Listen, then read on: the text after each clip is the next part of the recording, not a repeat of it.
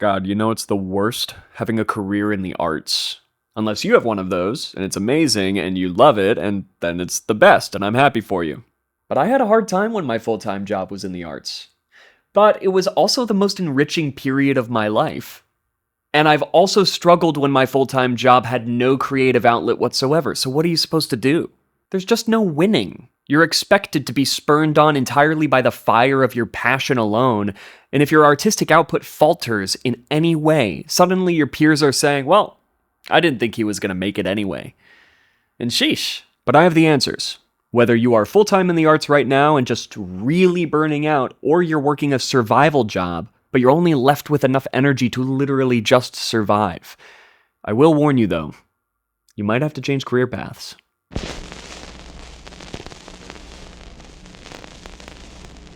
Oh yeah, I used to be a salesman. It's a tough racket.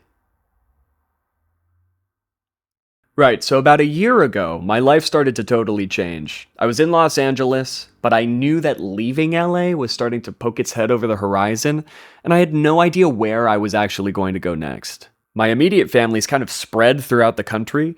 My closest friends and artistic peers of mine, they're based in the New York City area. My favorite cities in the country are New Orleans and Seattle, and my day job, which is media production and some communications work, that's based in San Francisco, and that's a city that I never intended to live in. Maybe you can guess what happened next. I also made a really conscious choice earlier this year where every decision, big or small, but especially these major life changes that have the potential to create so much regret when you're uncertain about the choice you make, I made a real personal philosophy shift where every decision has to be boiled down to as simple a binary as possible. You create a question for yourself. Basically, does X accomplish Y? Yes or no? But you have to spend a lot of time thinking about what that decision needs to accomplish. My question, which I've now asked myself countless times this last year, is, does this put me closer to my art? Yes or no? And I felt that moving to San Francisco put me closer to my art. Now, my current job is media heavy and therefore arts centric, but it involves very little original creative work. And at this point, that's an intentional choice. Up to and into the COVID-19 pandemic, I was the artistic associate and then assistant artistic director of a small theater company in Connecticut. I've mentioned it before. That's when we were doing arts integrated residencies in schools K through 12. We were adjunct faculty at a local college. There was a lot of variety in this theater bucket, and I loved doing all of that work. And you learn quick how professional theater works when wanting to direct a show means that you are also grant writer and project manager at an administrative level, and then artistically, you are wearing just about every production hat.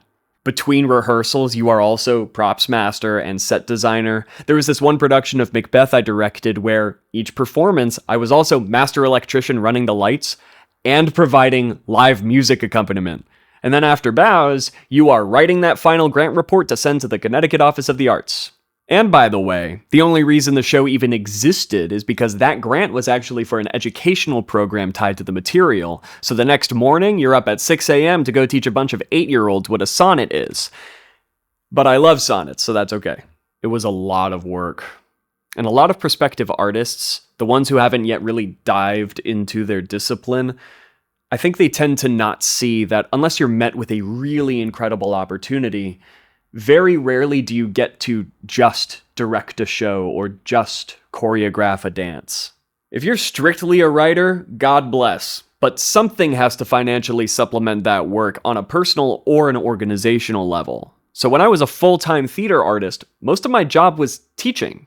And tackling the educational work alongside the artistic work was a massive undertaking. Most weeks were 60, sometimes 70, 80 hours of work. But on the flip side, I got to say that I was an artist full-time, and I highly valued that. The double-edged sword of all of this, though, is twofold. I got to dictate very little of the organization's artistic output, which in turn meant that I had very little ownership over my own artistic output. I was incredibly lucky to belong to a theater company that aligned with my tastes. We almost exclusively worked with the classics. I got to direct a bunch of killer plays I was really passionate about, like Macbeth. I was less passionate about directing Pride and Prejudice, for instance. But now I get it with Jane Austen, so never say never. The other thing, though, is I was always too burnt out to do a lot of my own creative work on the side. I did some visual art. I was gigging a lot as Dear Samson at the time. So I did have this charmed little life, not much to complain about, except that I really felt like I was plateauing. Not necessarily in terms of career, but definitely in terms of my artistic growth. I was too tired to get better. I was expending so much of my creative energy on artistic work that didn't originate from or really belong to me. I only had enough energy to go home and get drunk and play Majora's Mask, which was awesome. But I was missing something more. Then COVID hit, and COVID changed everything. The full scope of that is its own essay, but there's one thing that's crucial that it made clear to me. The entire context of your life can change at any moment because of anyone, because of anything, and only the luckiest of us can possibly see it coming. For obvious reasons, theater stopped for a minute there, and I was wading through this pandemic like, if I get another shot at this, it's gotta be mine.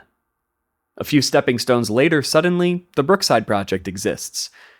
But getting to that point took a big shift. So this is my career advice. Figure out what your flow state is. And whatever that button looks like, center your career around pushing it as much as possible. The best definition I ever heard for flow state, and it's crucial for this mindset, is it's the one task or action you can execute endlessly without burning out. You wake up, get your coffee, sit down at your desk, and suddenly the sun is setting and you didn't even notice because you spent all day hitting that button. I strongly believe that for real longevity, the spine of your career should not necessarily be that thing you love doing.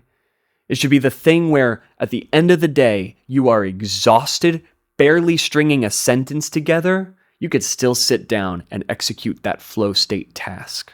For me, I can sit in an editing timeline for hours, or Photoshop, or InDesign. If I am at my desk in a media production flow and I have a clear task in front of me, the entire day can pass me by.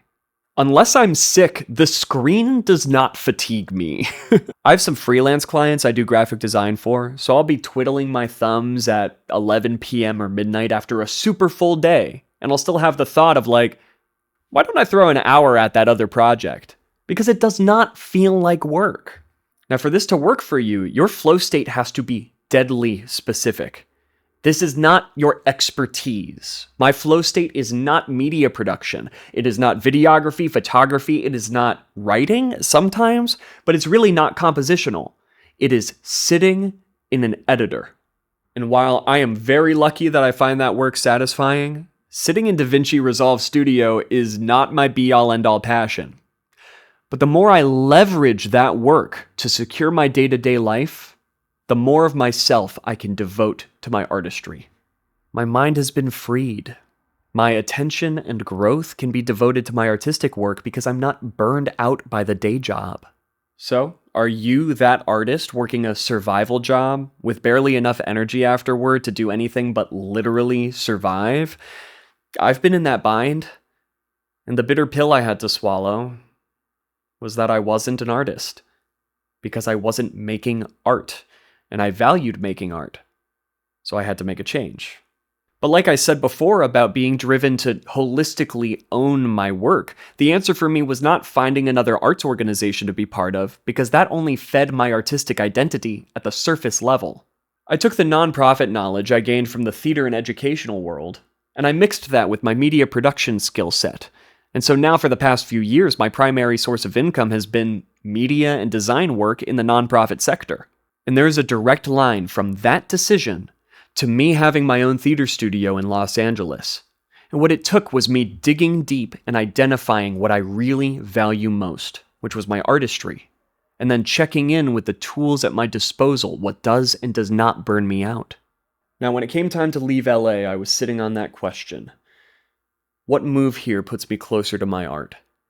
So I moved to San Francisco, but this is important. Sometimes, if you happen to use the same question I'm using, sometimes this doesn't look like chasing an artistic opportunity. Moving to San Francisco literally put me closer to my work, and I love my work. but it's not why I'm alive. But it gave me an opportunity to forge new community connections. I was able to negotiate a change in pay that trickles down to my artistic work. And overall, it was a change that prioritized my health and my security. So that doesn't one-to-one look like a choice rife with flourishing artistry, but it did put me closer to my art.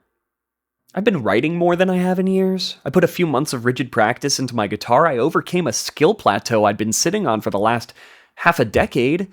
I've been in the lab. And if you're not cooking in the lab, you're not going to have sauce later. I regret very little, and it's really because of that question. Does this put me closer to my art? Yes or no? And it is not that I have nothing to regret. And it is not that I've never been wrong in my answer to that question, that I've always made choices that continuously propelled me toward my art. I've been wrong, but I trust myself. And I know that past me did what he thought would enrich me. So how could I be mad at him?